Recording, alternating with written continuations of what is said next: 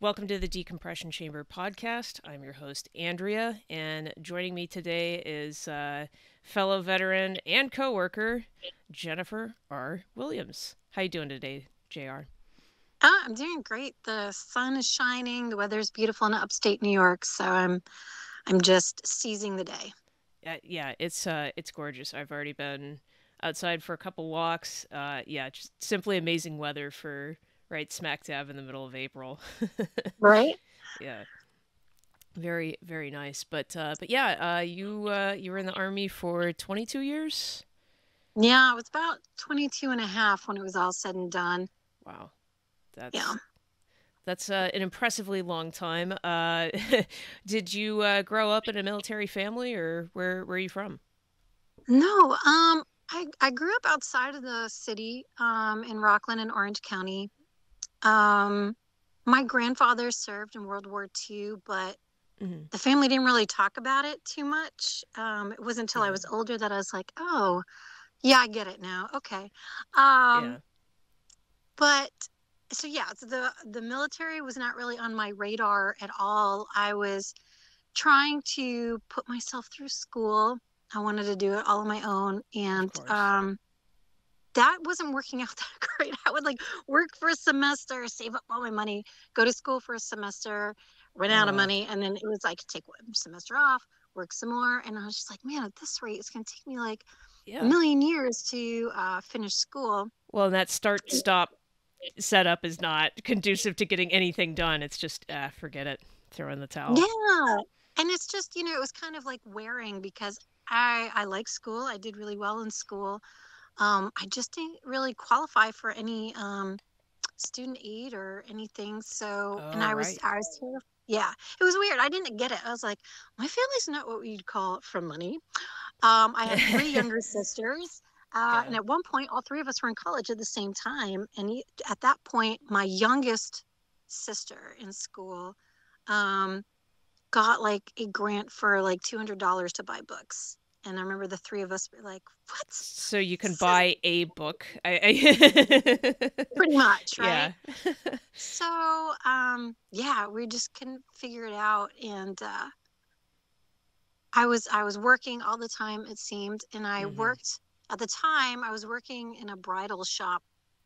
Hmm. Um and it was payday. And at that time you had to actually get a piece of paper check Hmm. and then run to the bank and deposit it, on a Saturday before it closed at noon. Yeah, And yeah. I was hauling the mail down the stairs, and decided to just like hop over the banister to the other side instead of going down to the landing, Hmm. walking, like, save some time. Except when I did that, I Of was going course. so fast, I Uh almost knocked down these two recruiters coming up the oh. stairs.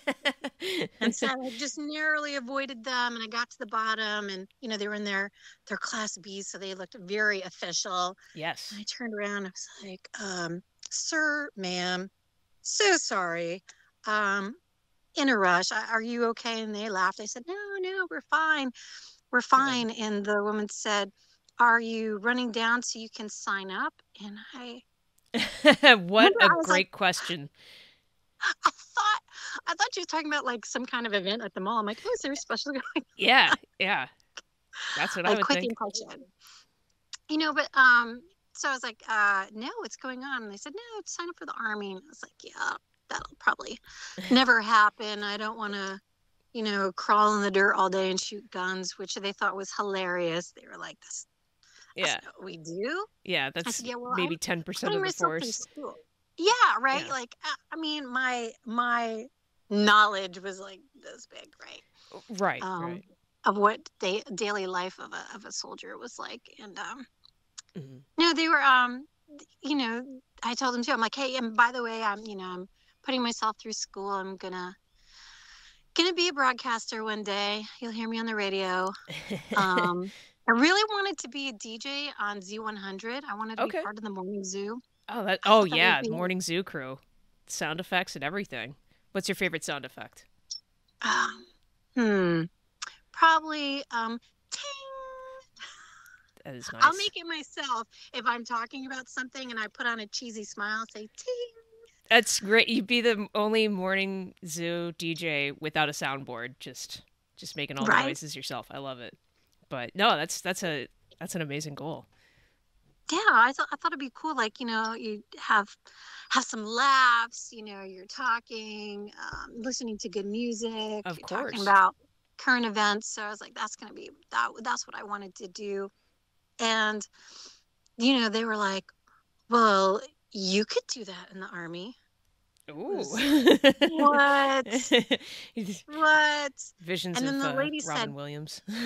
yeah, I'm like, well, the funny part is, I'm like, I hadn't even watched Good Morning Vietnam at that point. Mhm. So I wasn't, I just thought it was a scheme. So I was Right. immediately suspicious. And then the Of lady said, course. no, Yeah.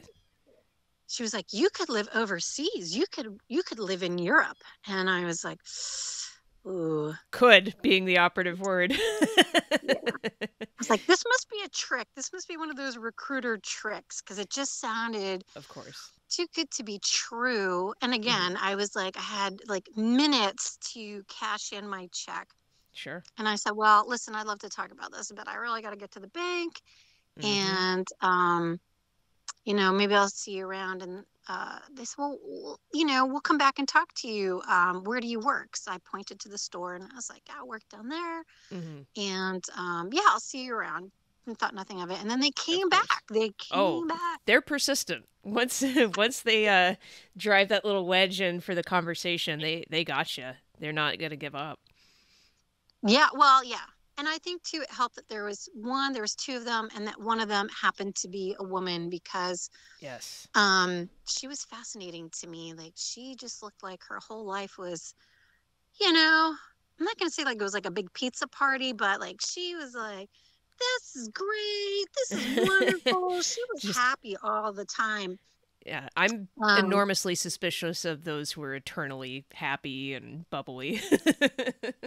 right? And I was like, man, but there had to be something to it. And I think that like they were also extremely perceptive. So once they knew that I was Of course. interested in broadcasting, once they knew that I was deeply interested in living overseas, um, they'd come back, and the guy had this book with him, and he's like, yeah, you wanted to be the broadcaster. It's a 46 something. And he riffled through his book and he's like, look. And I read it, and there was like a little job description, and I was like, radio and television. Ooh, I very was fun. like, huh, it's like the best kept secret, right? And they're Yeah. like, I'm like, well, how much time would I have to do? And they're like, 4 years. I'm like, 4 years. Yeah. I'm like, let me get this straight. So I do 4 years. You train me Mhm. to become a broadcaster. I get paid, and Yep. then I may be eligible for this college fund. I was like, man, like this is like the best kept secret. And I really, Yeah. I thought like 4 years was a drop in the bucket. I'm like, Oh, that's nothing. well, especially when faced with how long you're figuring school is going to take you, is semester on, semester off type tempo. Yeah, Army's starting to look pretty sweet. Right? Yeah. It seemed like a very good deal. And I came home and I told my family, I'm like, yeah, I'm talking to these army recruiters. I think I might do it. And they were like, okay. Yeah, the family support isn't always there. Not from day one. They're very skeptical, much as we probably should have been when talking to recruiters. I know. Well, and I think, too, like, my family is just like, whatever. This is just like another, like, maybe whimsical notion. And but the recruiters kept coming back, kept talking to me, and I was like, well, let me find out some more. Let me find out some more. And I really want to do kind of like my own research to make Sure. sure that I wasn't hoodwinked, which my family's like, they're going to tell you whatever you want to hear. And I was like, yeah, This is but true. like some of it has to be true. I mean, people are in the army. Yeah, exactly. Not all the recruiters lied to them, but Yeah. there's And got to well, be and even at something that to point, it. I was like, maybe I should check out the other services, except that I was like, it's funny because I actually considered the Navy. Hmm. Um, but I was so afraid because I couldn't swim. Oh, And, yeah. and and I was like, Pretty it didn't, decent concern. well, that's a good concern, but also like, in my mind, I was like, if something happens, at sea, I won't be able to swim to safety. And, not realizing that, like, the Navy, like, when you're out there on a ship, you are out there. No one, even an Hmm. Olympian, is swimming to safety. Exactly. Yeah, you're dead either way. So, yeah, it's just a matter of bobbing around long enough to be rescued if someone even notices you're missing. That's all And it I, is. right. And I was like, I probably, looking back on it, I'm like, I probably should have listened to the Navy just a little bit more, Hmm. maybe the Air Force. And I say that because the Navy and the Air Force really invest in education That is true. once you're in. Like, they don't just do like the initial training and then like expect you to do all the rest. They're like, Right. hey, we really invested in you, so we want you to take these courses and go to these schools. And Yeah. the Army was like, we don't have money for all that. So Yeah. Yeah. Yeah, that is true. Yeah, the Navy's they've got all their sea schools and everything else, and Air Force has got Community College of the Air Force, so something that's transferable to the outside world too, what they're teaching you. exactly. And I know the Army now is moving into, the cool program, getting, credentialed and Yeah. certification. But like, personally, I'm like, that should have been from the get-go. I mean, Oh, of all of course. the schools they send you to, at least, for like your military specialty, like that should definitely get you something, Yeah. some sort of certification. You would think. Yeah, they always talk about, oh, well, your training can earn you college credits. No, not really. Most colleges probably consider it trade level credits or something like that, but It's yeah. funny, I got like a PE credit out of it. I was Oh, thank God. That would have been so difficult to do. like, okay. I'm like, and I guess that was like considered like an extracurricular. I was like, well, Yeah. it's like a credit I'm not paying for, so I guess I'll take it. Yeah. Every little Yeah, bit does help. it's so funny. But yeah, so I mean, so I kept looking at it. It seemed like a really good deal. I took the ASVAB. I scored really well. My recruiters were very excited about my score. And I still was like, yeah, but like, does it mean, can I do this like broadcaster? I was like very fixated. Oh, Like, yeah. does this That's the count only job that for you want. Of course. this only job that I want in the Army? And they're like, sure, sure, sure. And then we got down to MEPS. And at that point, like, I knew, like, I'd done my research and I was like, oh, no wonder they're into me, because, I was a good kid. I wasn't in trouble. Oh, yeah. I had good grades, I had the good score. And then, there wasn't going to be an issue getting me in the door. And so Sure. that's when I first went through, the MEPS, and they tell you what jobs come up. Hmm. And I was like, okay, I'll entertain this. I'll listen. And, a few came up that I was like, oh, I had like pause, like linguist came up. Yeah. And I was like, ooh, I could learn another language. Sounds exciting. And I was like, how many years is that? And Yeah. they're like 6. And I was like, okay, Ooh. 6, little too much. I'm looking for the sweet spot of 4 years in and Hmm. out. Yeah. Yeah. Um, and so they said, MP came up, and I had this like very brief image of myself, like Charlie's Angels. Yeah. Yeah. And My then I was like, ah. Mine was a little more violent. I was thinking of doling out wood shampoos, but yours is more What? sexy. I was like, this is going to be great. But then I was like, well, no, because I just don't want to, like, if you're an MP, like, obviously someone's in trouble. And I'm like, I don't want to spend my day with troublemakers. Yeah. Um, Or checking there gate was some IDs other, all day.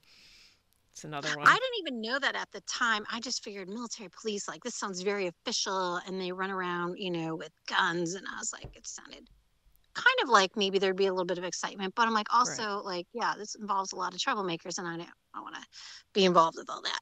Yeah. Um, some kind of mechanic came up, which I thought was hilarious. And I was like, look, and I know this is going to totally date me, but I was like, look, I don't even program the VCR if I can get someone else to do it for me. Yeah. It's not your I thing. just want it to work. Yes. Yes. Don't want to do that. And then, it's like, but what about this 46? Romeo job. And they were like, oh man, you know, it's just not in the computer. There's no open Oh positions. no. And I was like, okay, well, and I think this was like August, and it was Brooklyn Maps, and mhm. beautiful summer day. I got up and I was like, well, I'll see you in about 6 months. And Yeah. I got up and started to leave, and that's when everyone was like, "What? What's going on?" Yeah, then they freak out. They really did, and but I knew because that's what I figured out. I was like, I'm a good kid, Yeah. okay? I'm not in trouble. I'm in good shape, you know, like I can at least, you know, Yeah. walk a little bit without passing out. Um, Yeah. Yeah, you're you know, all the trainable. I am trainable and I have a good record. And so, I was like, you know, maybe, and I was at the door at that point and I was like, here's what I'll tell you. Um, I can either come back in 6 months and maybe this job is in your computer, or I'll go outside and hang out with my new friends and you check the home base and let me know if there's that job is in there. And they kind of were like, oh, you know about the home base. I'm like, I know about the home base. I believe you call it the Rock. Yeah. Um, and so I was like, so when you find it, let me know and I'll come in and I'll sign a contract. But they let me, like, they literally let me sweat it out because I was outside and it was like 87 degrees. Oh, yeah. And Yeah. I was out there for 5 hours. I was like, oh no, Whoa. Wow, that maybe is. they're going to call my bluff. See, the army is very, in MEPS in general, any government entity is very good at high pressure sales if the tactic on the table is making someone wait. They're Yeah. they're the best at it.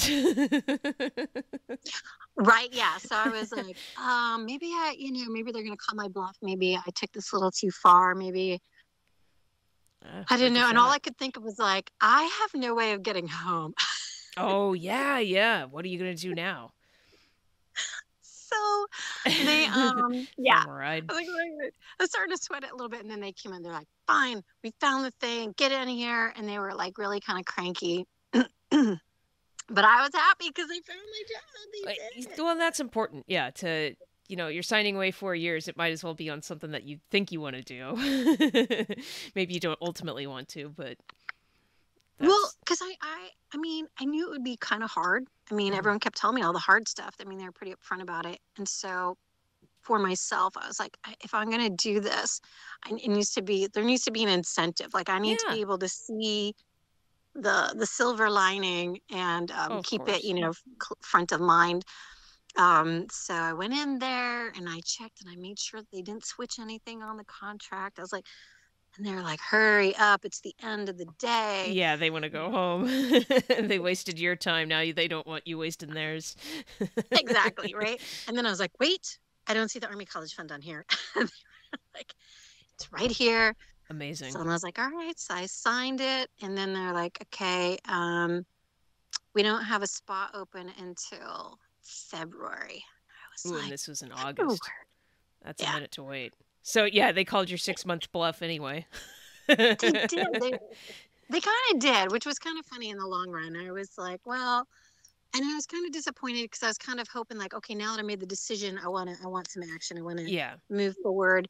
And they're like, no, you're gonna go to basic on February 14th. And I was like, Valentine's Day. Yeah. I was like, it's cool. Yeah. It's I'll fine. do it. Yeah. Wow. And that's how I got in. Yeah. So where did you end up going to boot camp, and did you know how far ahead of time did you know where you were going to be going? I think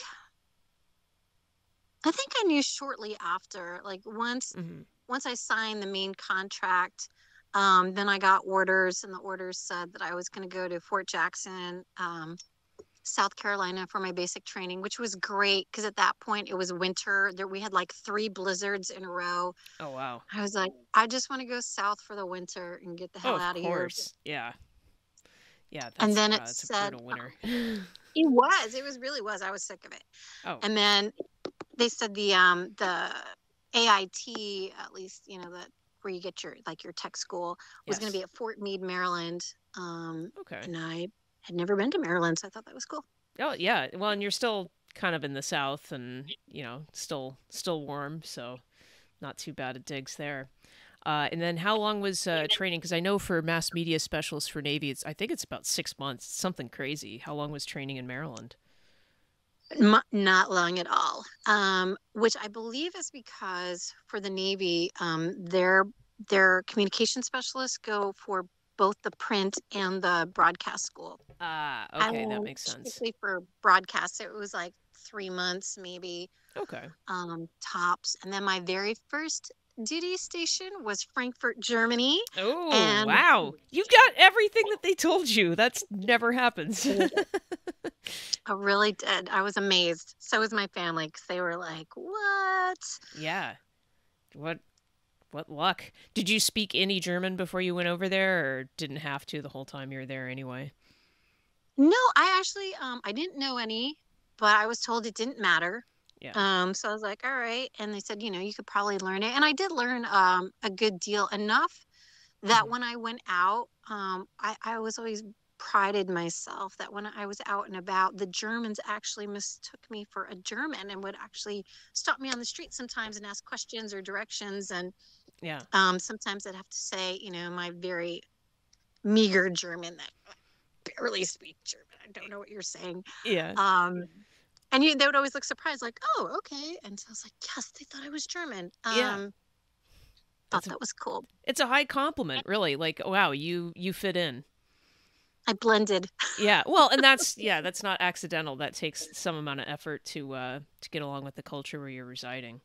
It's Hmm. really really a very much a high compliment on your character. So how long were you stationed in Frankfurt?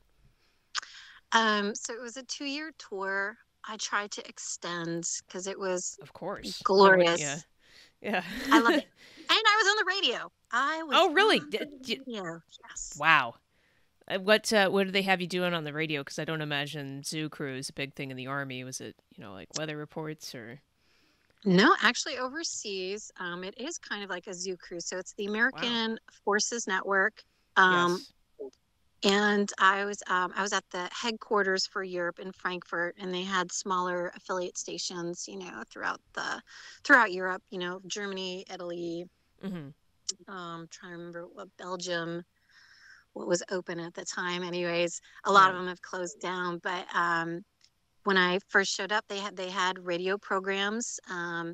and we were live on air, from 5 o'clock in the morning until 6 o'clock at night. Whoa. And then we played like, uh we had like a satellite feed from the States that would play overnight, and then Okay.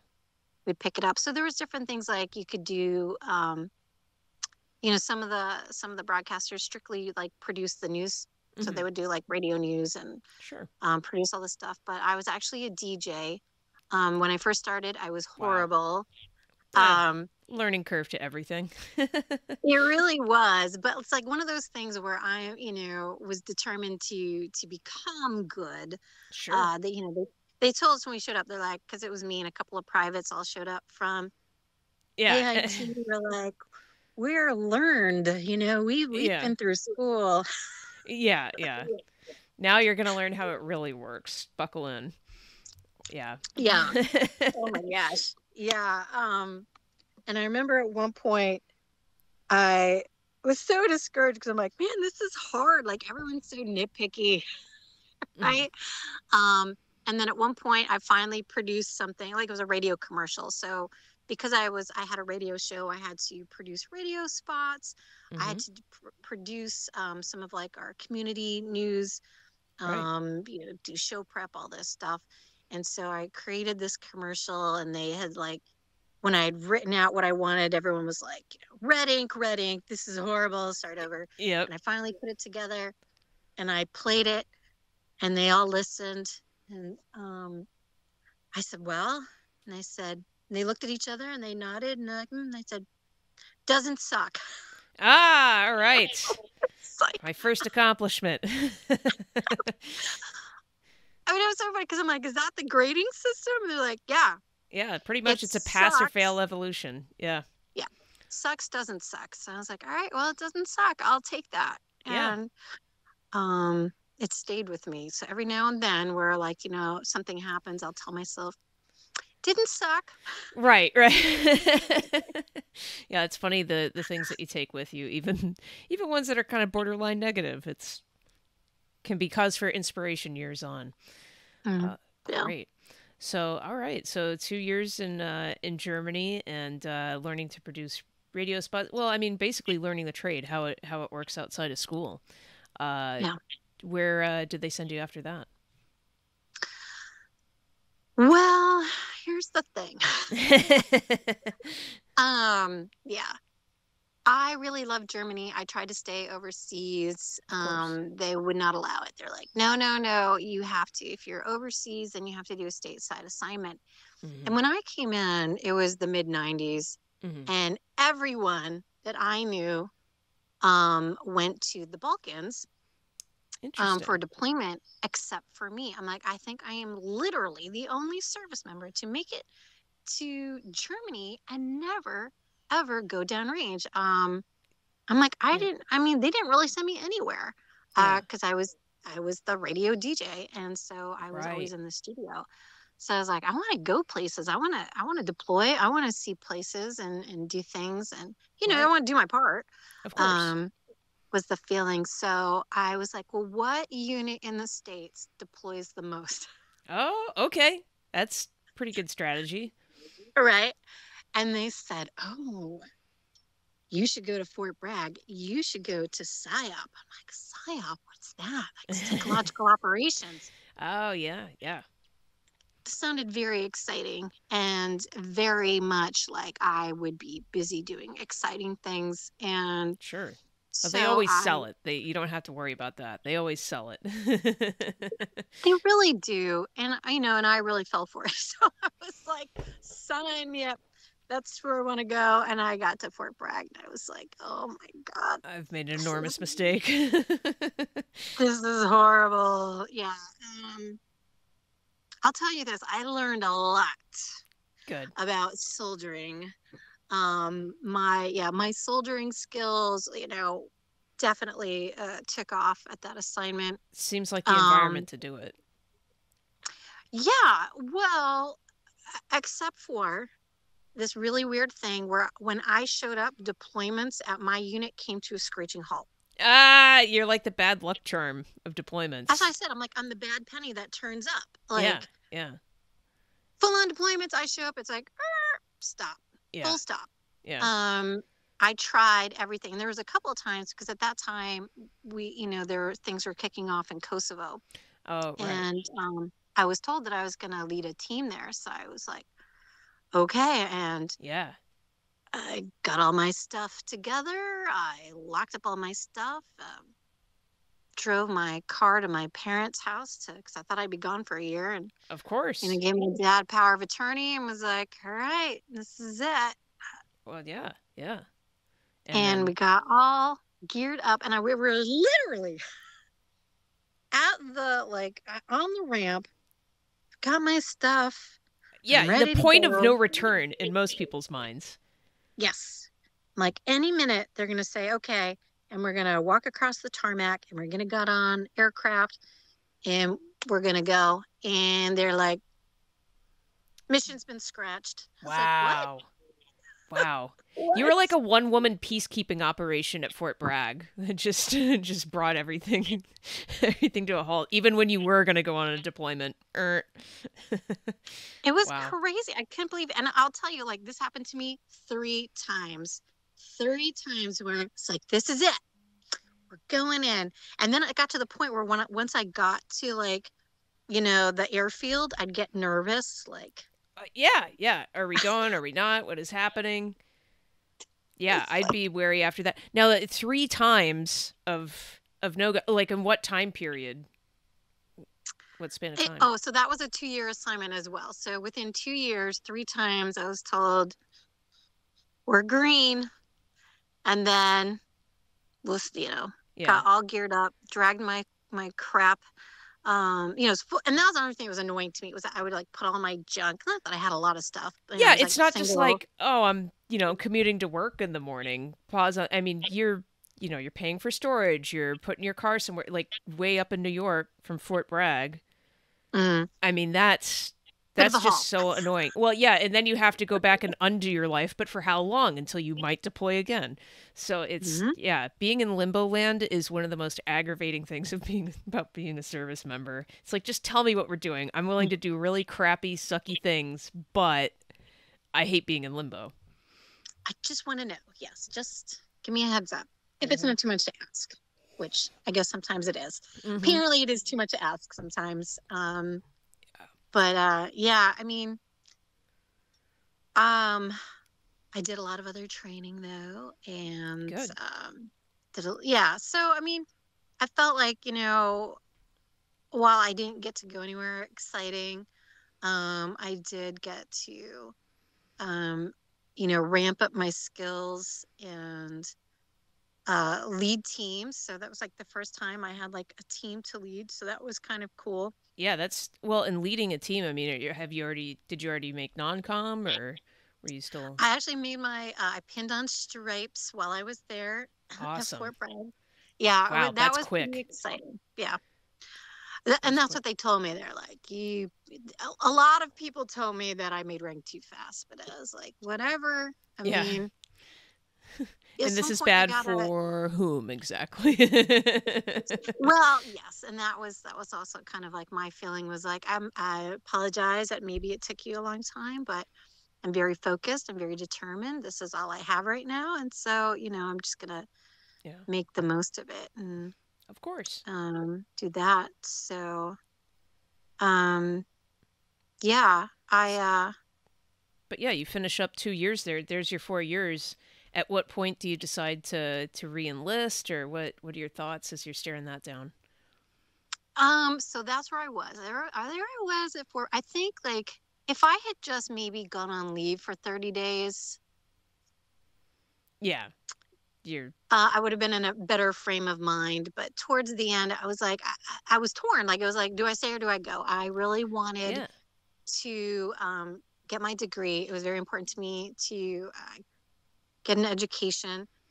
But it was really challenging when I was at Fort Bragg to do For that. Like sure. I was like, I don't know how I'm gonna do this because my time was never my own.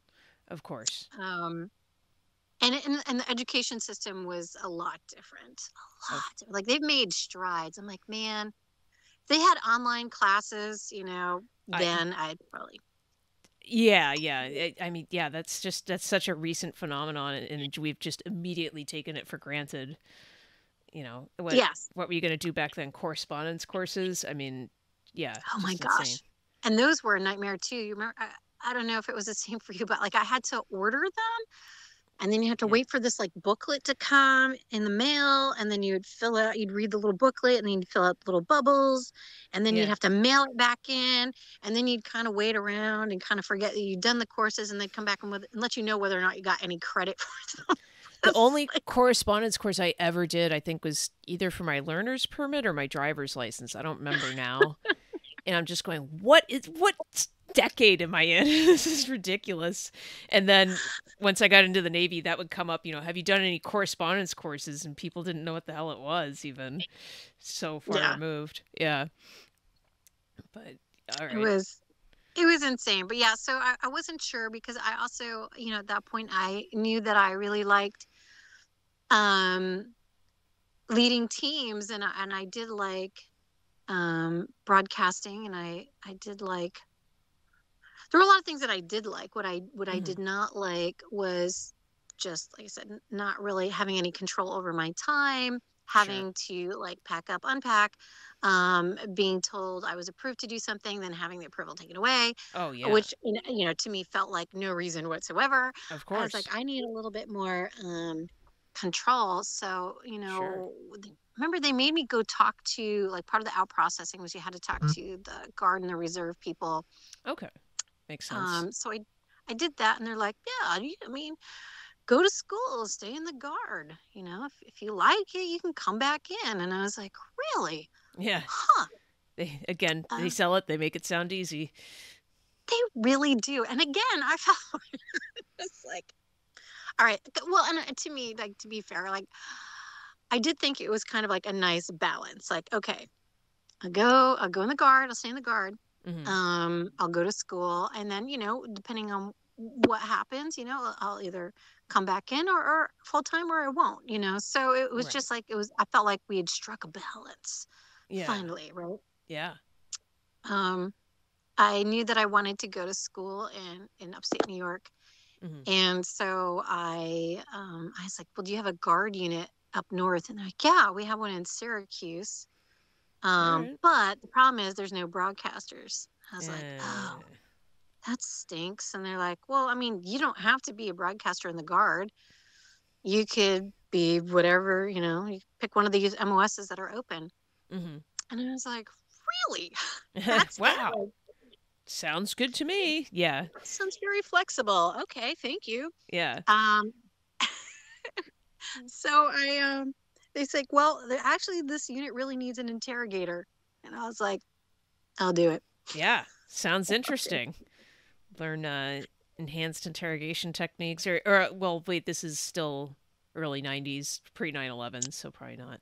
Well, no, actually, well, it was pre 9/11, right? Hmm. So it was 2000. Oh, okay. Leading right up to it. Wow. Mm-hmm. So it was 2000, like just barely. Hmm. And I went to be an interrogator, but the problem was, and I loved it because I was actually, it was actually it's interviewing skills, and I already had them as a journalist, so Of it was like course. a great fit for this MOS. I loved my unit. It was like a family. Hmm. It's very tight, which I really liked. Felt like everyone, like so when you had drill weekend, like it wasn't a drudgery. It was like, oh, I'm excited because I can't wait to see my Yeah, you people. go see your friends. Yeah. And we're Yeah. all going to be dressed like like we're going to a party. Right. Perfect. Now, did you have to I mean, obviously had to go to school for interrogation, right? Or Well, they that was a just problem. They didn't send me. They kept saying they were going to send me to school, and I was like, well, listen, I have to uh balance it around like my civilian education, which, of course. I was going to Syracuse, and it was not cheap, and the GI Bill at that time did not cover it. Mhm. Um, Yeah. being a guardsman, they paid for half the tuition, and I had to pay the other half, but I could only afford to go part time. I couldn't even go full time. Yeah. Yeah. Um, and I It's a was working lot. all these jobs around Syracuse, trying to live and pay for school. Mhm. And they promised me they were going to send me to get qualified in the MOS. And they said, well, first we need you to do a rotation at JRTC. So I had already Okay. been to JRTC in my life at Fort Bragg, and I was like, yeah, um, pretty sure there's rules that if you're it won't count, like you're not allowed in the box unless you're qualified in your MOS. Oh, yeah. Yeah. And so I asked, we had these two QCs came down for one of our annual training, and I asked them, I'm like, hey, if I go to JRTC in the summer but I'm not qualified, will I be allowed in the box? And they're like, no, absolutely not. Yeah. So then I was like, oh my gosh, I'm like, you lied to me. Yeah. What the That's hell? it. And then, sadly, what happened was the bursar's office called me, and they was like, "Hey, we didn't get your tuition payment." I was like, "Yeah, you should have." Uh-oh. And they said, "No, like we didn't get the money from the guard." Oh no. So I went Oh. down, and luckily, the at that time the armory was like just a few blocks down the road from the school. So An easy commute yes, for stomped down there and was easy like, commute for a hard "What's?" conversation. Yes, and I was willing to have it. Busted in there and was like, "Where's my tuition? Where's the Yeah, money?" what's going on? And they're like, "Oh, unfortunately, the state budget doesn't have it." And Uh I didn't know it was a thing. I did not know it was a thing. I was yeah. like, "You're kidding me." I'm like, Ugh. I didn't know that, like, they said, "Yeah, if you were in the reserves, the reserves are federally funded."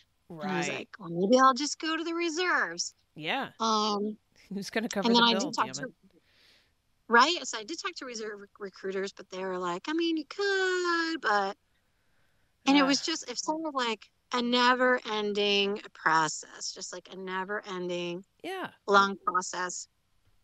What in the world? And at that time I was like, I've been here, been doing this a year now. Mm-hmm. It's not what I thought it was going to be. It I never really is. miss, yeah, it never is. I miss my friends. All my army friends were living these exciting lives, doing all these great things. Mm-hmm. And some of them are like, yeah, it's a little bit easier to get school done. They've kind of like, done these things at the Ed Center where you can go and take courses during lunch. Um, All right. and so some of my friends were knocking out college, and my one friend was like, "Oh yeah." Because I was like, hey, maybe we can meet up. And she's like, yeah, I can't. The Army's sending me to Belize. I'm like, what? What? Yeah. What? Are we taking over Um, Belize or what's going on? we're just going on, going TDY to Belize. Other friends were going to Wow. the Philippines. Like people were just going all over. Yeah, they're doing None stuff. of the things I got to do when I was, in the, on active duty. Mm-hmm. And I was just like, at that point, I felt like, they're jerking my chain here at the Yeah. guard. It's not really what I wanted. I've got to get qualified, and they're just not willing to do it. And so I was like, I think I'll just, because at the one point the reserves were like, you could just go back on active duty, Right. Right. and that Always an would option. actually be, yeah, and that would actually happen pretty quickly because your MOS is actually a shortage MOS, and you're already trained, Fantastic. and it would be easy. Yeah. So I Yeah. was like, okay, all right, let me think about it. Let me think about it. And I'd actually, was dating at the time, Mm-hmm. and my boyfriend kept talking about getting married, and I was like, ugh. Listen, Not. well, I was like, I have some goals I have for myself, and one of them is to not get married till I'm 30. Mm-hmm. And my boyfriend was like, but if we're gonna be together, we may as well be married. And so he wore me down, Yeah. He and makes a we good got point. married. Yeah. All right. How far away were you from your goal of 30 though? 4 years. Okay, that's not too bad.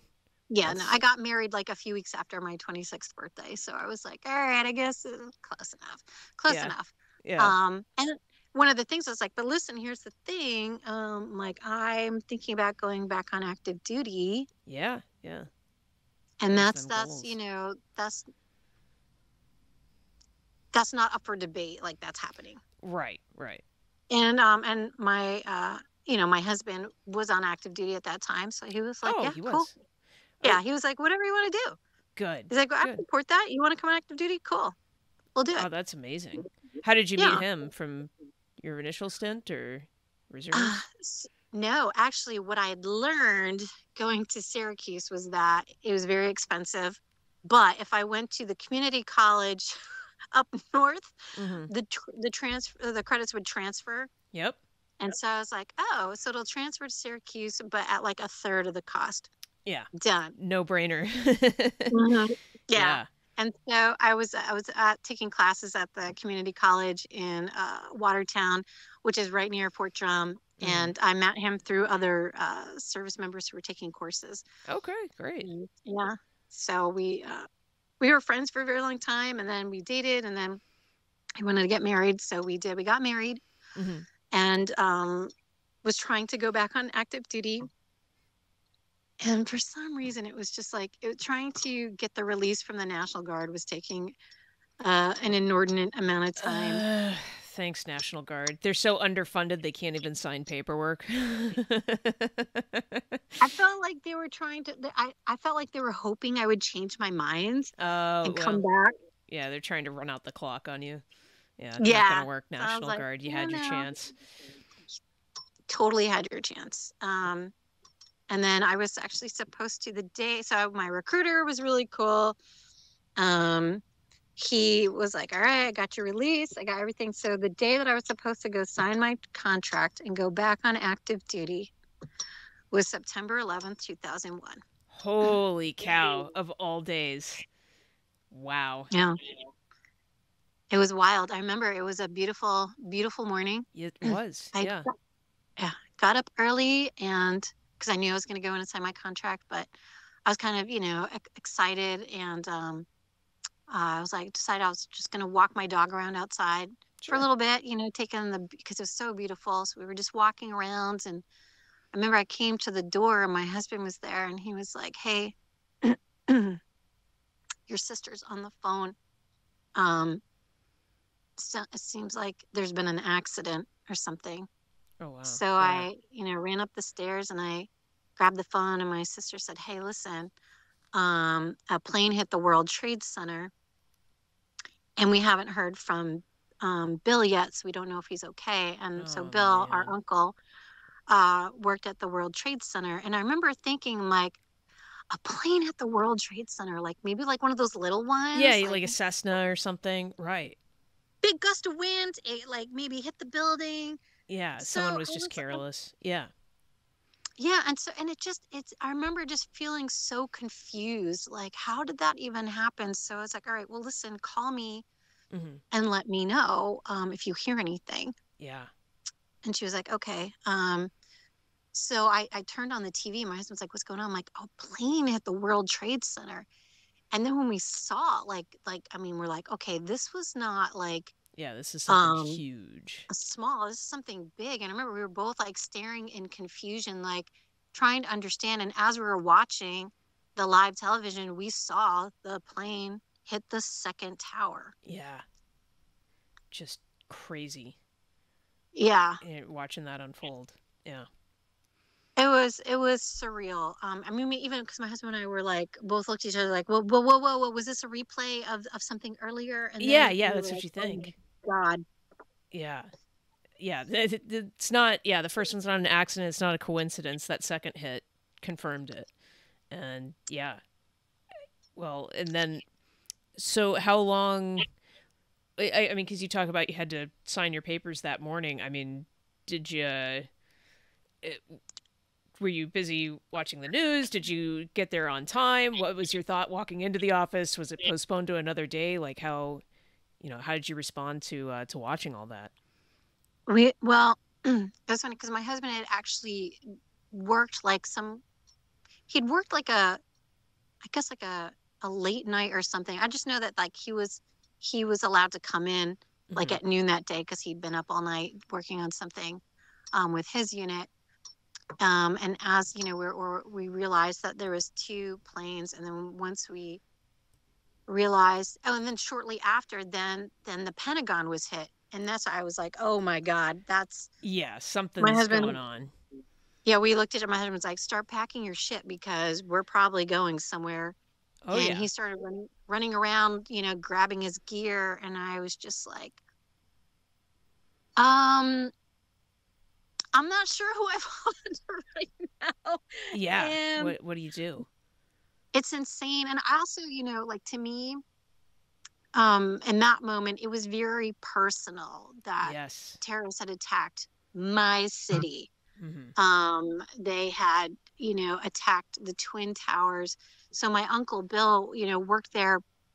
My great uncle actually managed the restaurant, Oh Windows yeah. on the World, Yeah. until he died. So I remember thinking it was like, oh my God, he would just, it would break his heart if he were still alive to see this happening. Like he Yeah. just loved those hours. So I Yeah. was pissed. So I called up my recruiter and I was like, what's the deal? Do I get to sign or Yeah. what? And he was like, well, I don't know if you've heard yet, but Fort Drum's on lockdown. No one's allowed off.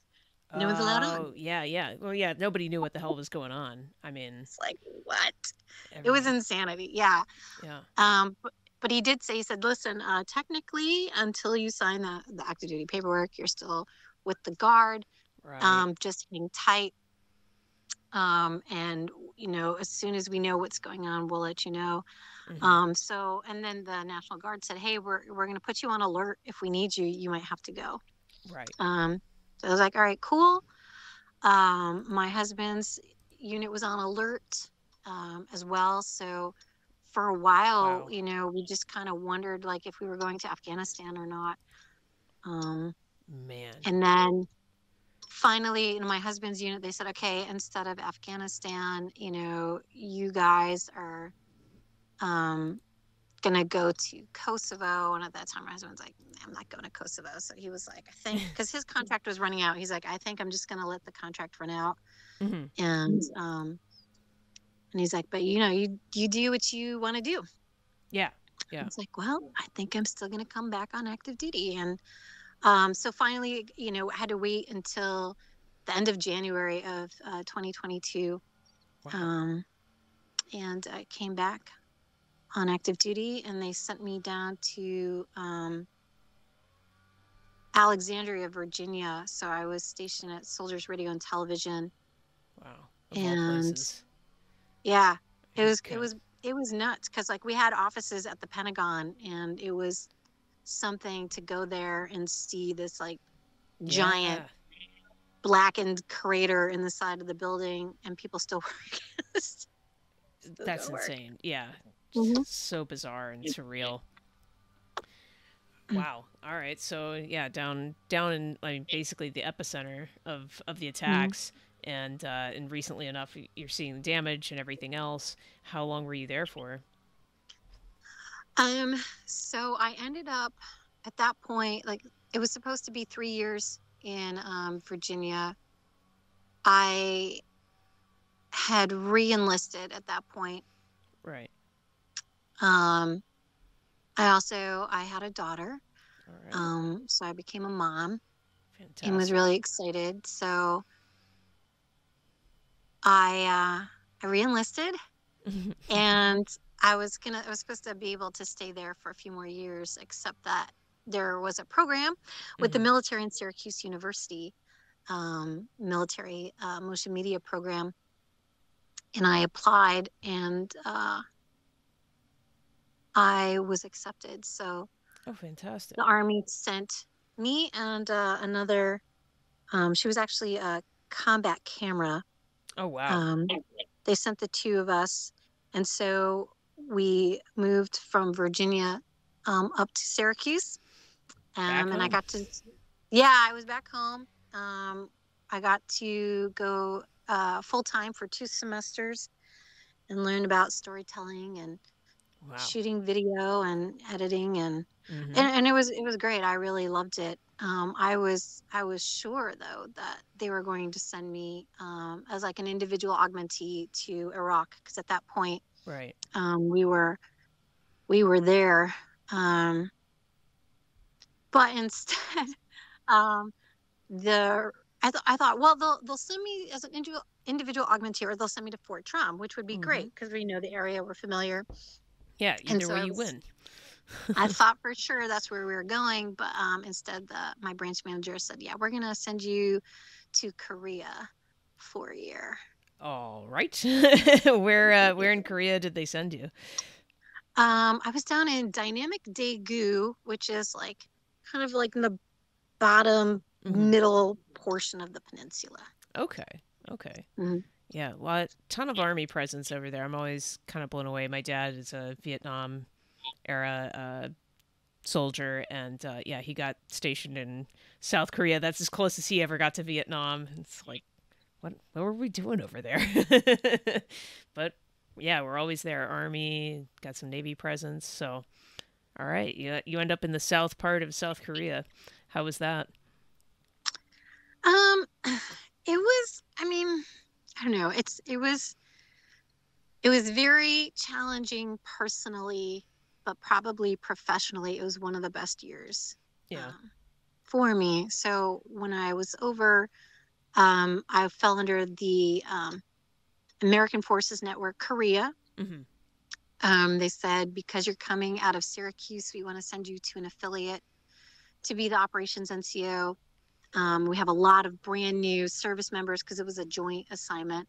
Hmm. I said they're coming straight from the schoolhouse and they don't really have any skills. We need someone to teach them.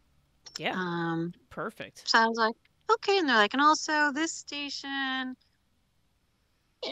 needs some work. It's kind of in disrepair. We kind of, Mm, besides like the service members, like the equipment needs an overhaul and the station needs fixing and all these other sure. things were wrong with it. So I was like, great.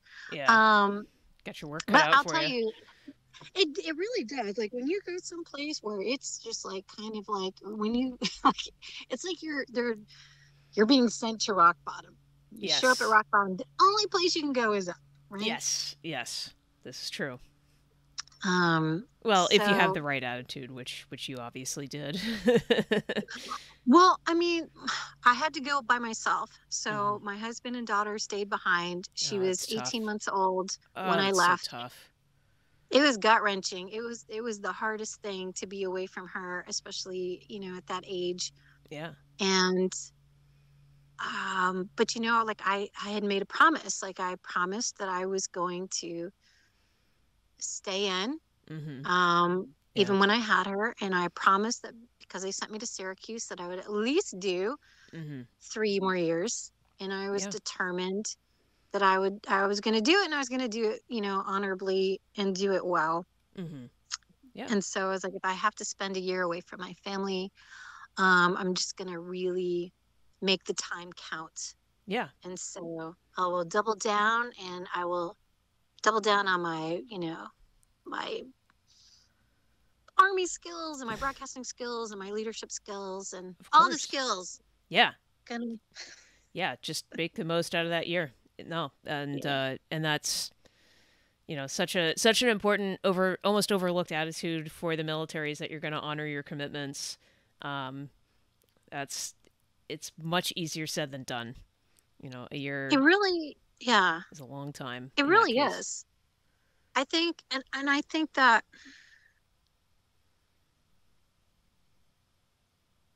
it takes a special kind of person to Hmm. do that, So anyone It who has does. served, I'm like, hey, Yeah. I don't care if it was 2 years or 32. Like if you do a tour, Hmm. that that means something because For sure. they're like I just feel like there's certain kind of people like we're the oath keepers, right? Hmm. And it used to be like swearing an oath was like a big deal. Oh yeah. Like you swore, like you went to the ends of the earth to uphold it. It would have to be like pretty huge event to get you to break your oath. But I just feel like Sure. in general, we don't have oath keepers anymore. No. No. You know? It's very much situational. Loyalty is not really a trait among the general Yeah. populace, and that's from where we have to draw our military ranks. So, there's not a good stock to draw upon either. Yeah, no, I just think that so that's what I like anyone who has served, like I really admire that. I'm like, okay, you kept your word. Hmm. And that was my, my main thing was like I'm going to keep my word. And I'm not gonna cry about it. Yeah, yeah, just I know. And honestly, like I would just say to myself, I'm like, what would I if this were somebody else, if this were someone else's situation, what would I admire about that person? And I'm like, I yes, guess I admire if they did it without like crying about it. So that's what I tried to do. yeah, just get there and get it done. So yeah, you basically have to rebuild everything, teach everyone who's there. Was there anything else you had to do, like do some street paving, raise any orphans, or anything else while you were over there? Um, well, we redid our building. Like it was really old Hmm. and it had all these things that needed to be updated. And what the problem with like with a tour in Korea is that it's 1 year for the most part. Every now and then Right, you get someone who does like an extra year, or like you get like a married family who right, goes over and does 3 years. yeah, And I was like, I wasn't doing any of that, but it's like so getting like the follow up is really hard because you sure, don't have you don't have the longevity or the continuity. right, Um, right, yeah, but makes it I was tough. like, I'm down here to make this work, so I'm gonna be persistent like Yes. nobody's business. And I was like, you know what? Everyone's so quick to email and do things over the phone. Hmm. I'm just gonna show up. So There I you made it my business to show up, and then also my other tactic was to do stories go. on the Okay. offices and the units. I was like, hey, we're coming by to do a story on you guys. So, yeah. Like it or not, we're going to be there. You're going to talk. I have Right. interrogation skills. And I did it with a smile. Like I was never like rude about it. I just smile. I'm like, say Oh, no yeah. to my smiling face. We're here to help each other, right? Precisely. Um, yeah, so we rehauled the building, and then we had all these new soldiers come in, and I was like, what are your thoughts? Like, what do you think? Like, how should we configure this? How would you like it configured? Right. Um, and just, let everyone, I'm like, everyone gets to have an opinion. Everyone gets to say what they think. We're not Yes. going to use everyone's ideas, but we'll at least listen to them. And Yeah.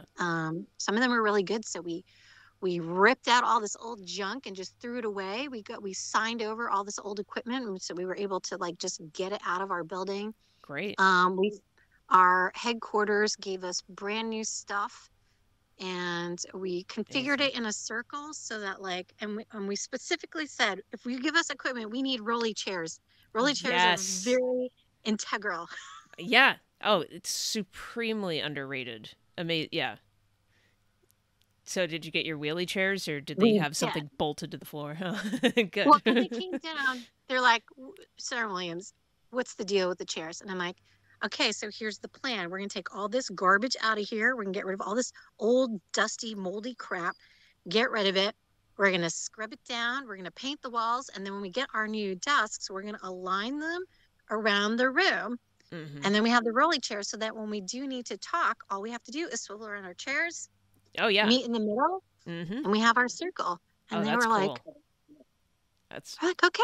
And that's they a did great it. They plan. we got our rolling chairs, and we'd be like, all right, time for our huddle. And we'd turn around our Wow. things, and it was really great because it was such a good team, and we were so in tune with each other. Like every day we talked about not just like professional goals, but also personal goals. And like we were, Oh, trying that's to huge.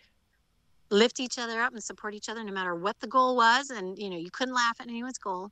So no matter what anyone wanted to do, you couldn't laugh. You'd be very supportive. You could laugh at them if they did something ridiculous. Of course. But Yeah, we all have our limits, right, yes, Can't. We're not made of stone here. exactly.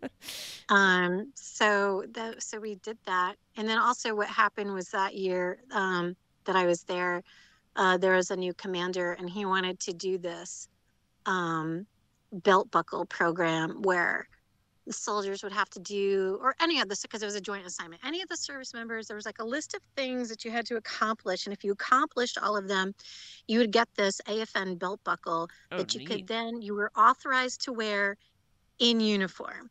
Oh, wow. That is something. And I was like, no one, this is a brand new thing. And I was like, he's like, yeah.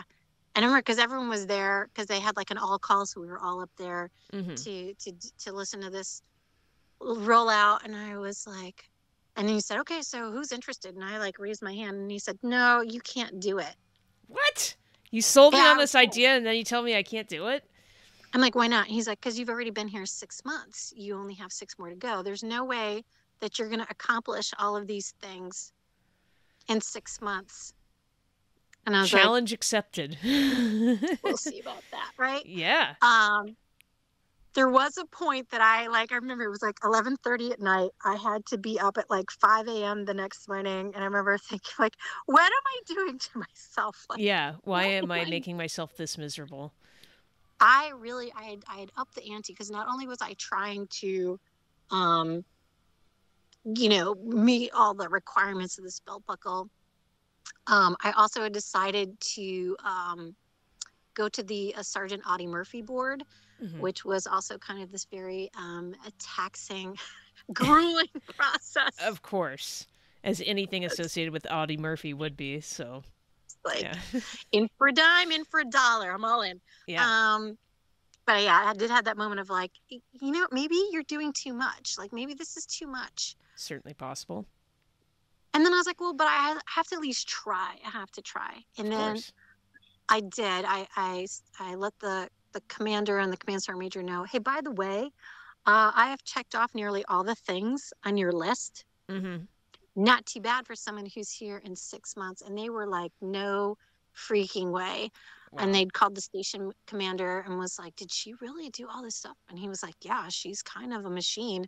Yeah. Um, they're like, all right, if you finish it up, you'll get the very first belt buckle. Awesome. And so I quit crying and Well, yeah, you had a goal, you had a mission to work towards.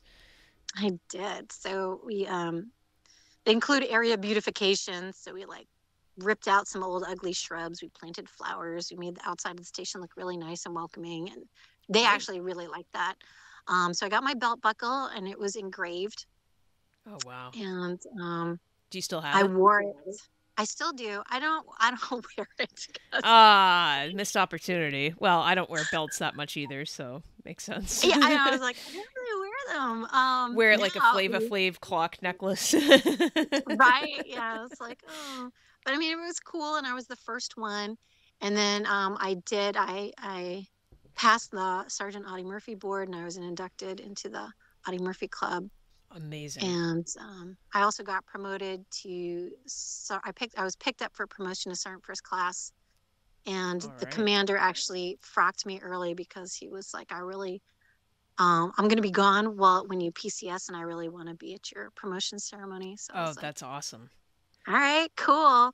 Um, so That's a huge promotion. That's a big jump from E6 to E7 and just with all the work that you did there in only a year. It's got to be serve as an inspiration to everyone that served with you, above I don't and know, below. yeah. I still keep in touch with most of the service members uh, from that time. Amazing. It was a Amazing. great time. 20 yeah, almost 20 years on now. So when you're PCSing, are you at least coming back stateside after Korea? Yeah, because it's considered a hardship tour, the Army like tries to give you a chance Mm-hmm. to pick where you want to go. And initially I was told I didn't get a choice. I was going to go to, I forgot where it was, some place that I was like, yeah, I'm not going there. Yeah, And I no did. thanks. I ended up going to Fort Drum. Okay. I Hey. got, yeah, All right. I was Jackpot. happy. Got my orders. I came to Fort Drum, except that I wasn't really here Mm-hmm. all that long. I was home from Korea for 11 months, and I was on a 15-month deployment to Iraq Wow. um, as part of the surge with the 10th Mountain Division. Oh, right, right. Um, Yeah, I always forget that 10th Mountain is out of Fort Drum where there are no mountains. Like, just and that's, yeah, I well, it's like the Navy, our boot camp is in a landlocked state. It's like it's just government corruption on display. What is this? it is kind of funny. Like even my husband, like he went to 10th Mountain Division because in his mind he thought like he'd be skiing and Yeah, doing that's all this stuff. things that you would do in the mountains, go goat tipping Rappelling, or yeah. something. I don't know. He Something was cool. like, where am I? I'm like, yeah, we got fooled. But yeah. So I was there. Actually was lucky because we got curtailed. So I was only in Iraq for a year, came Good. back to the 10th Mountain Division. I was home for 15 months and then was moved over to the Aviation Brigade. And then we deployed to Afghanistan Wow. from there. Wow. That's I mean that's, just rapid fire deployments. I mean, people don't really think about just how quick that stuff is. You start racking up deployments in a hurry because it's not like, oh, there's just one theater to pick from. We had a couple going at once, and Yeah. they needed people, or like in your case, they talked about extending the deployment from the usual 12, which is an insane amount of time, to 15. Luckily, you only did the 1 year, but still, a lot of people did beyond a year deployments. Yeah. Just There's crazy. actually there was one of the guys that I served with had to sign a waiver because he had been on a deployment that was extended 15 months. So it was only supposed to be their year. They got the extension, and then he came back and moved from the brigade to the headquarters. Hmm. And then it was a headquarters turn to deploy, and it was supposed to be 15 months. And so he had to What? actually sign a waiver because he was married. So his wife had to sign that she was okay with him going on another 15-month deployment. That is just Um, crazy.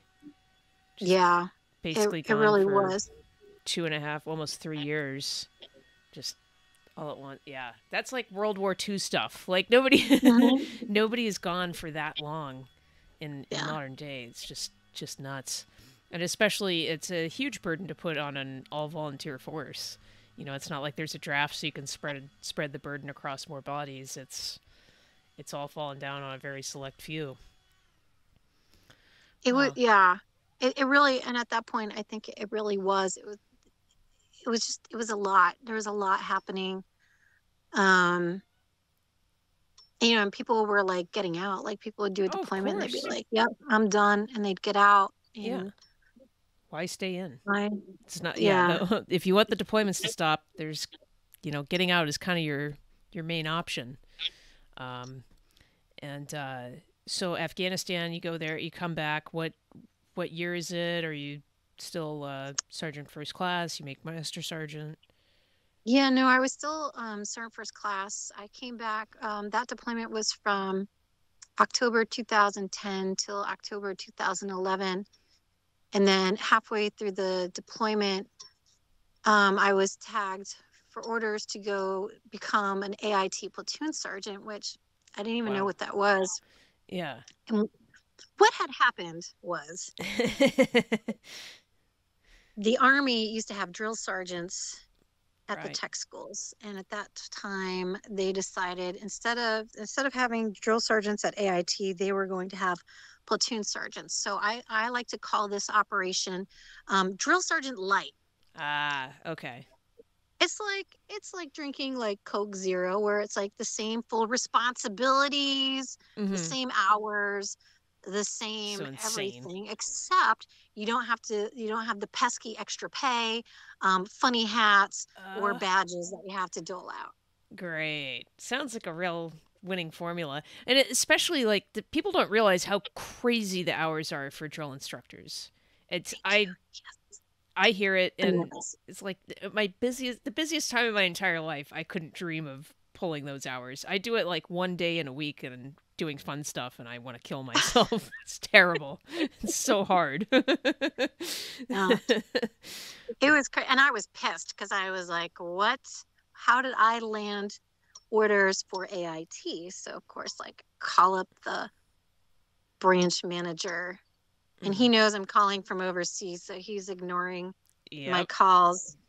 And like, oh no, buddy, we're talking. Because I tried emailing him, like, what the hell? Call me. And he was like, oh, I'm really busy. Yeah, I'm like, oh, sure they you are. always say that. It's always a lie. Every And, time. yeah, exactly.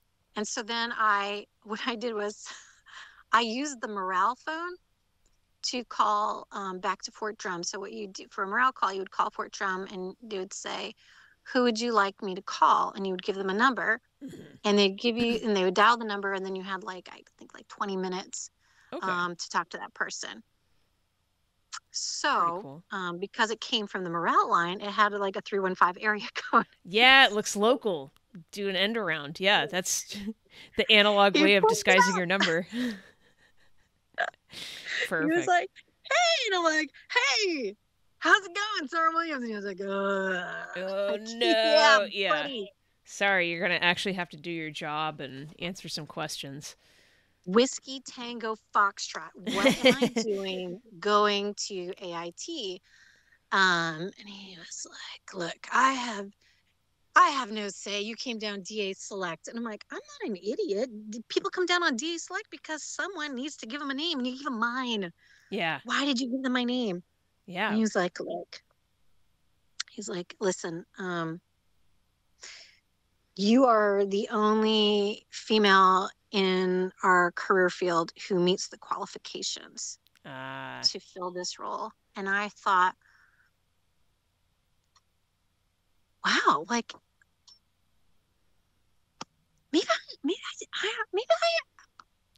maybe I'm good. Like, like maybe I am like good. I'm so Like good seem I'm being good punished for it. at the top of the list. And then I was like, that doesn't sound right. So I was like, and these qualifications, can I please know what they are? Yeah. And he was like,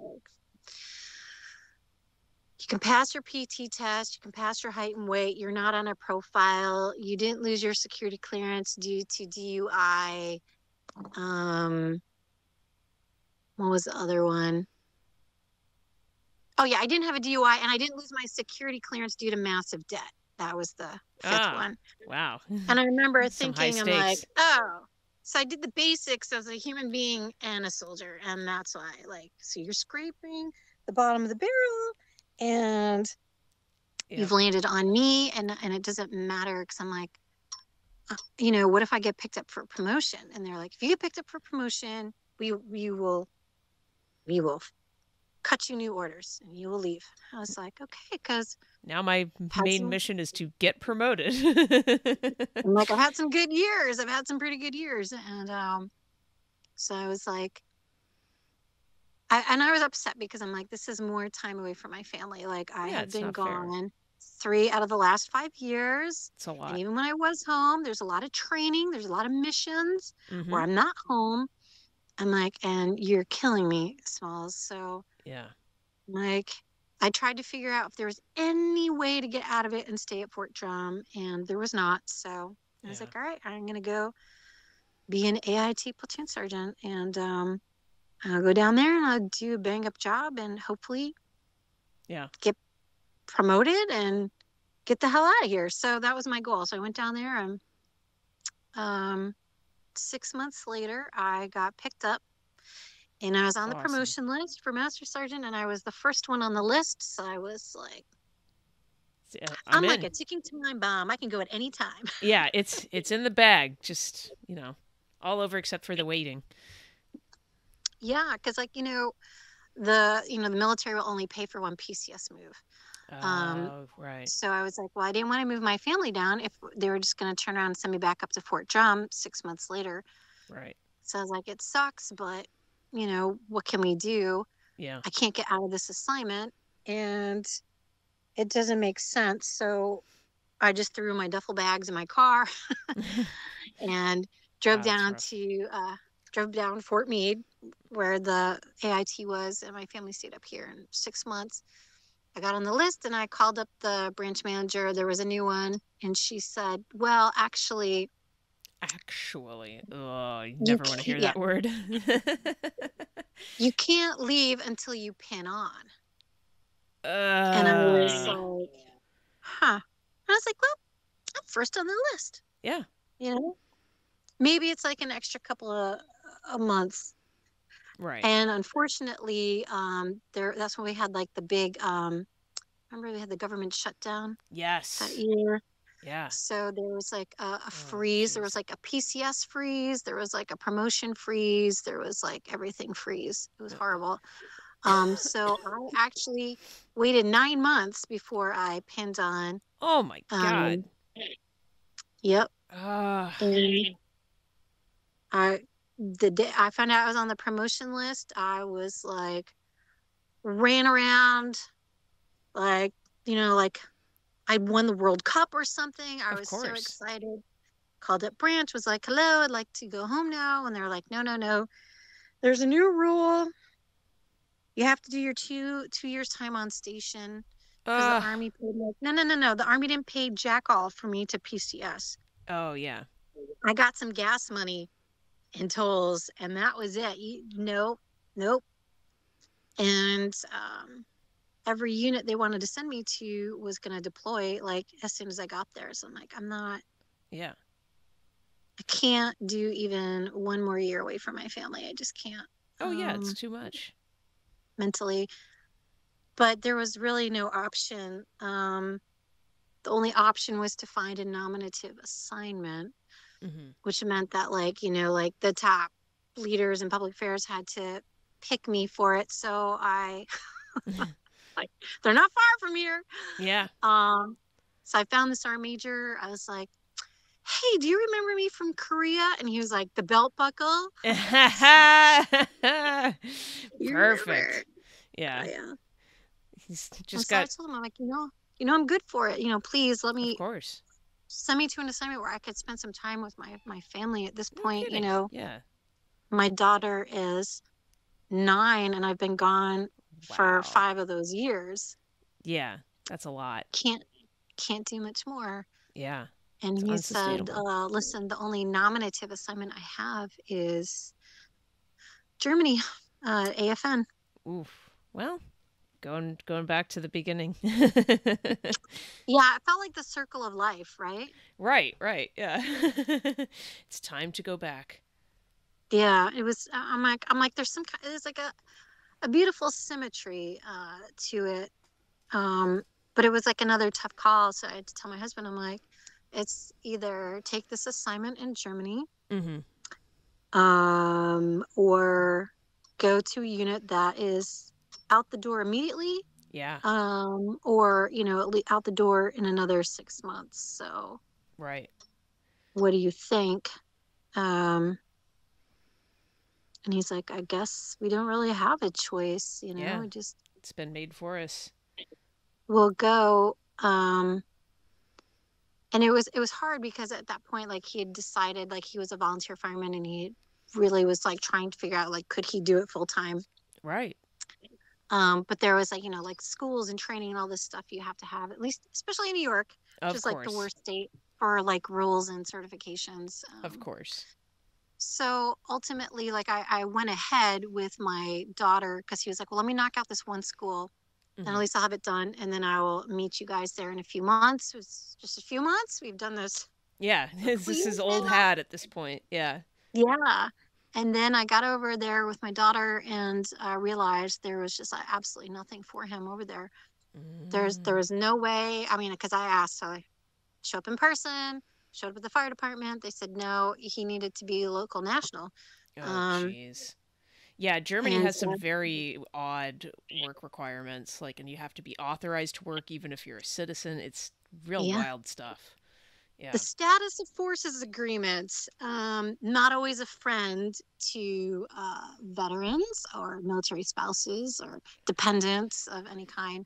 Right. Um, at that point, I was like, he has this like very like small window of making this dream come true.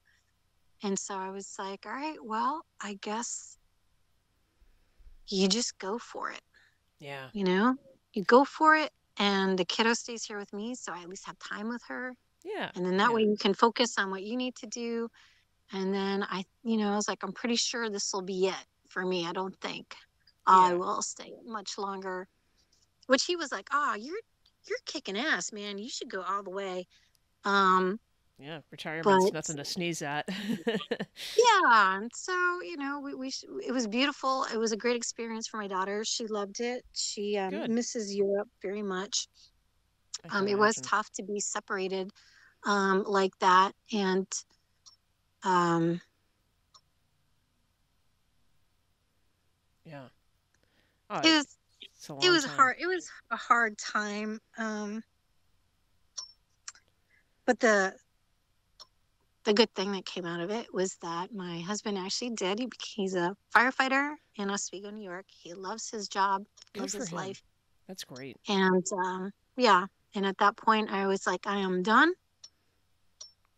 And Yeah. so I cut sling load, as they say. It's like, time to come home. Yeah. Of course. Yeah. So, all right. So you go to Germany. How long were you in Germany for that last stint? Well, so it's because I brought my daughter, it was supposed to be a 3-year assignment.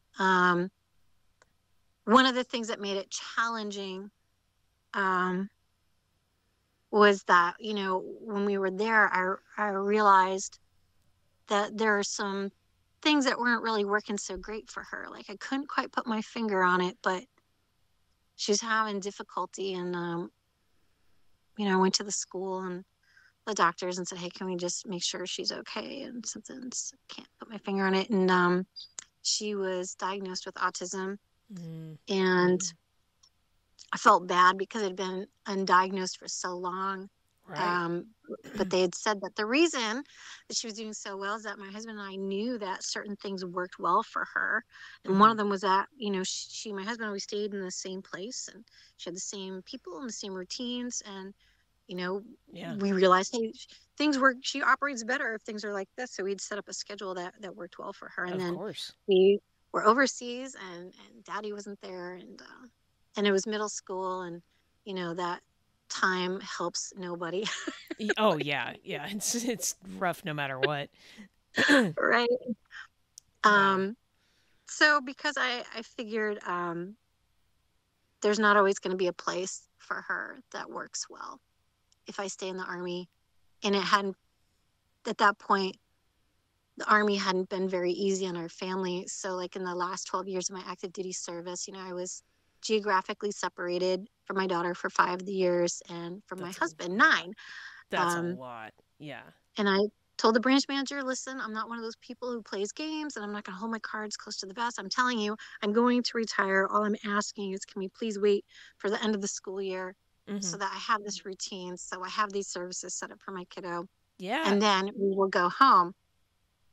And there was a new branch manager, and she was like, I appreciate your honesty. And the only problem is it's really hard to get people to fill that position because of you need to be an E8. Hmm. So the deal was I would get to retire and go home if I just did one more year. So I ended up doing 4 years in Wow. Germany. Mhm. Wow. But that was your twilight duty station, and or you just kept in after that even.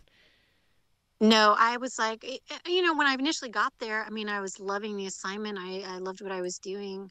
Yeah. But at that point, I was like, all right, Yeah. jobs will come and go. You only get your one family, and I've already Yes. missed a big chunk of the time. So I gotta Sure. Yeah. Gotta make a go. choice. Yeah. So okay. So Germany, you finish up your 4 years. I take it, come back stateside, and that's it. And you're retired out of the military and settled back in northern New York. hmm Yeah, Awesome. it was funny because like we'd bought the house in 2005, Hmm. and I never really lived in it. Like so How strange. Yeah. Wow. it was really weird. It was weird, and it's even some of the people like they would be like, "Oh, uh, so how long are you home for?" I'm like, "No, that I'm home for good," Yeah. and Yeah. they're You're gonna just have to get used amazed. to me. Yeah, so it Wow. was funny because we flew home. We were supposed to be home July 3rd, but we got our flights got a little bit delayed. Hmm. And so we ended up coming home July 4th. So we always say that July 4th is the Williams family Independence Day. I like it. 'Cause you're free. Yeah. Hmm Obligations are at an end and all get to be together again. No Yeah. more years of separation. Wow. So Yeah. what year did you retire? I retired in September 2018. Okay. Wow. Mhm. And yeah, then you got a couple years of normal civilian life and then COVID and being being locked inside like Yeah. the rest of us. Well, I mean, the thing is, like, when I got out, I knew that whatever I did, I wanted it to be very intentional, and I wanted to be able to spend my time the way that I wanted to spend it, Yeah. and not really have anyone else tell me, direct it. Right, Um, right. Yeah, you spent 22 years of that. It's a long time. as a very long time. Like, I want to, have a more say over my time, but I also, still really loved helping soldiers and their families like that. Like towards the end of my career, that was the part that I really loved the best was Yes.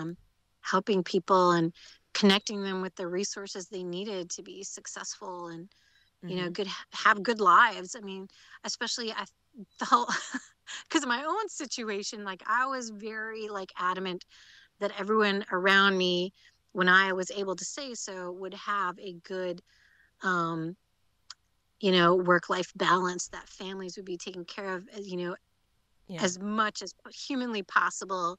We Mhm. would do as much as we could. Like I tried to have families, at the station as often as possible. And, Right. when people want to take leave, I'm like, hey, take your leave. We'll figure it out. Go spend time with your family. Yeah. Um, so, I wanted keep doing that. And the a friend of mine, when he got out, got hired at the Institute for Veterans and Military Families at Syracuse University, Yes, my old stomping grounds. And so of course. he said, "Hey, we have a job here. I think you'd be perfect for it. All We right. need an advisor for military students getting certifications to help them in their post-service careers." And I was like, Yeah. "Yeah, Yo that's puedo. all right." I could Yeah, do this. Wow. yeah. Yeah. No, What an it amazing was fit. cool. Yeah. Oh, that's great. And then of course, from there, you with IVMF, you work at least a little bit with ACP. Is that how you found out about that? I did. It's because the IVMF that I learned about ACP, and then I was like, I keep telling all these service members and spouses to get a mentorship. Hmm. Maybe I should get one for myself. Of course. Um, you Yeah. know, and so yeah, so I signed up and I was assigned this great mentor, and she was like, "Well, you just really need to figure out what you want to do." Yeah. I'm like, I just really want to help people, and but also be able to use my skills, my Sure. communication skills. Yeah. And so she was like, "You should probably work for a nonprofit. I think that would be like a great Absolutely. fit for you." Yeah. Yeah. It's yeah, it's great work cuz well, first of all, it's a mission that you care about, but second of all, it attracts the same like-minded. I don't want to say altruistic. That implies a certain level of naivete, but just good-hearted people. That's why I Mhm. love working at ACP. Is just across the board. I'm like everyone's awesome. It There's really is. yeah, People are always like, "Oh, we work with great people," and I'm like, maybe, but like I can't say enough good things about the associates, like all the OAs, and like I just yeah, love them. They're they're such good amazing. people. Yeah. And I think one, and you tell me like if you have the same thing, I kind of feel as a veteran Hmm. working for like a VSO that when there's someone there who doesn't have the military background and they're there and they're busting their butt and they're championing, like I'm like they don't even have skin in the game, and look at all the things, like Yeah. all of those people, like all those colleagues are so talented and they're so smart and they could be doing Hmm. anything, Oh yeah. Yeah. absolutely anything, but they pick the military, family as like their focus and their life's work. And I just, Yeah. to me, I'm like they'll always have a special place in my heart. Oh yeah, yeah. It's very touching. Well, and I mean that's the vast majority of the staff. For the longest time, I was the only veteran on staff. We had one of our SVPs was Tim was a former Marine, but he's out mainly focused on CR. He's not an operations associate, so any military questions come up. I was it. I'm trying to decipher everything for the whole team, and um but yeah, like you say, that's just kind of almost amazing. I didn't look at it as like a detriment. Oh, I'm all by myself as a veteran. It's like this is pretty incredible. They found this many people to focus on this mission, and they're all amazing. And like you say, could write their ticket anywhere, and Yeah, and they chose ACP. It's pretty incredible. it Uh, really is. but yeah, and remind me again how long you've been with ACP. 6 months. It's time flies. I know, but I feel like in ACP time, it's like it should count for like a year. Yeah, yeah. Oh, yeah. They definitely keep us busy. I know, like, So, oh, yeah, it's a great workplace. Love the people that I work with. Now looking back on your time in the army, if someone was looking to join today, what advice or pointers would you have for them? hmm. I would say don't join until you know what the other side looks like. And it's okay if it changes because mine did. Like Sure. my whole vision, I'm like, I'm going to do everything I can. I'm going to absorb and take in as much as I can in 4 years because afterwards I'm going to get my degree and then I'm going to, be in broadcasting Hmm. full time. I just didn't know how much I would love being part of a team and being able to lead a team. I guess that it's a Of pretty course. incredible experience. So I would just say if you're thinking of joining, know what the other end is gonna look like. Yes. Um, at least have some kind of semblance. And even if you're not sure, Mm-hmm. if you're like, all right, I'm gonna try this, I just want to try it, fine. Yeah. Um, take advantage of all of your opportunities. There's so many resources, there's so many opportunities. Oh yeah. It kills me sometimes how people just don't take advantage. Like I Right. was able to complete my degree from Syracuse while I was on active duty. Now, granted, that was kind of a ridiculous process. It took me like 16 years to get the full undergrad done Yeah. because I could only do it in pieces, but I did it. And Mm-hmm. then right after that, I knocked out my master's. Good for you. And the military paid for that. They paid for my degree from Syracuse. They paid for my master's from University of Oklahoma. Amazing. So As well they get should. in there. Yeah, Yeah. get in there. Get your education knocked out. I mean, do as much as you can because there's tuition assistance, which I don't think people quite grasp. Get your Mm-hmm. tuition assistance, use the heck out of it, then save your GI Bill. Because I was able to get all my stuff done, I actually transferred my GI Bill to my daughter. And Oh, so she perfect. Yeah. Even has that as an option if she wants it. good. So Oh, that's, that's amazing.